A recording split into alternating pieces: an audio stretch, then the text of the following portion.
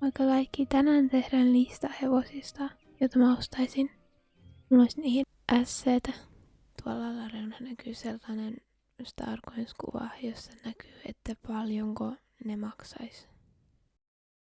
Ja siis ekana mun listalla on Ranskan puoliverinen.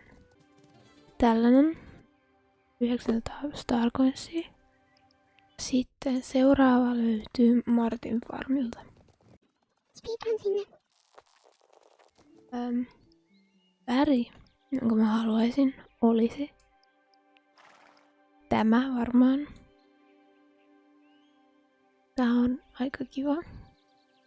Seuraava löytyy kultaomenan sieltä lähistöltä. Noniin, teleporttaus sinne.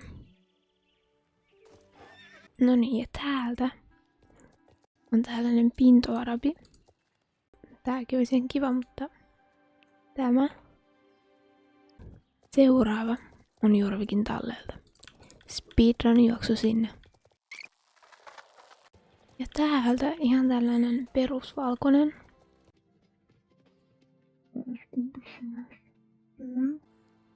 Lipissä. Joo, täällä on näitten erikoistemppuja. Ja sitten seuraava on... Missäköhän se nyt oli? A few moments later. No niin, aivan Eponassa. Eponaan sitten. Sieltä Islannin hevonen. Mitäkään ei ole.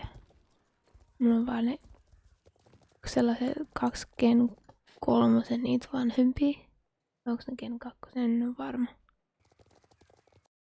Ja näissä Islannin hevosissa tää ruskea tai joku tällainen söpö.